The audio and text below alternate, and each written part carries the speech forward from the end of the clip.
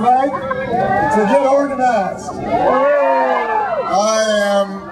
First of all, I'm so grateful to Rosa for accompanying me up onto the stage. Thank you so much. I want to say hello to some of the dignitaries that are here. Thank you, Oscar Goodman, for your leadership of the city. Thank you to John Wilhelm for your leadership around the country. Thank you, Gio. I had a wonderful visit with her the other day, and she is a fabulous leader. Thank you, Gio, for the great work that you are doing.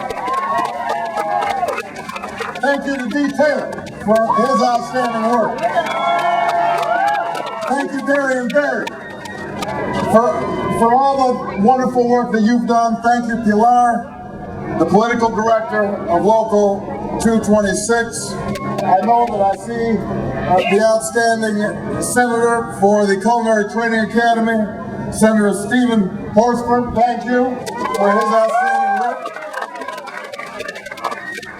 I want to thank Hillary and Teresa for their outstanding words, and most of all, I want to thank all of you for being here tonight and for welcoming me.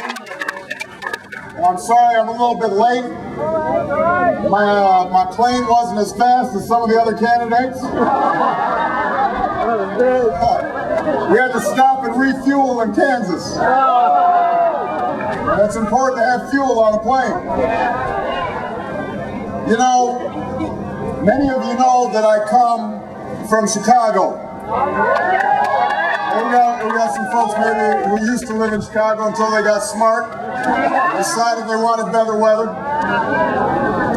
But I think some of you know that in Chicago, there has been an organizing drive that has been dragging on and on for a long time in front of the Congress Hotel.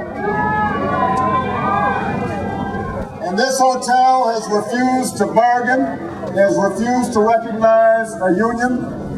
And so Local 1 there of HERE has been picketing this hotel day in, day out.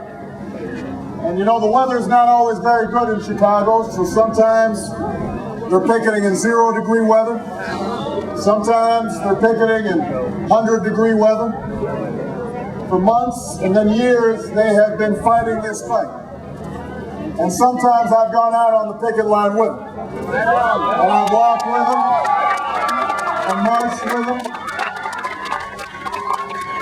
And when I go out there and I talk to some of the folks, I come back and sometimes friends of mine ask me, they say, you know, why is it that after all these months and years now, people are still willing to fight for this job? Why is it that people don't just go ahead and find a new job, quit?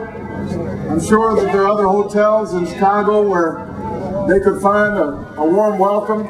They could get better benefits and better pay. Why do they keep on struggling against this hotel that doesn't seem to respect its workers?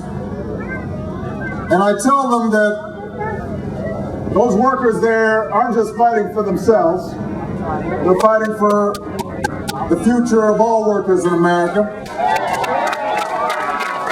They're not just fighting for their own dreams, they're fighting for the dreams of every single American, whatever station, who wants a decent home to live in, maybe a backyard where their children can play, schools that actually teach their kids, the ability to save some money so their children can go to college and aspire to something better than they were able to achieve, that they wanted health care so they wouldn't be bankrupt when they got sick, that they want to retire with some dignity and respect.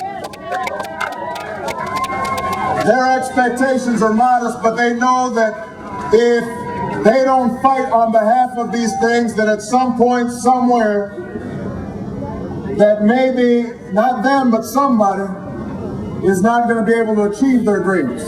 Maybe it's their kids. Maybe it's a future worker. And that's the reason that despite the cold weather or the hot weather, despite the fact that their feet may get tired, that they keep on marching and they keep on picketing. And that's the reason that we're here today. because people understand that workers are stronger when they're united. People understand that we need a union to make sure that they're respected, that they go to the job and they get dignity each and every day, and not just to the whim of employers. That's what people understand here in Nevada, and they understand it all across the country.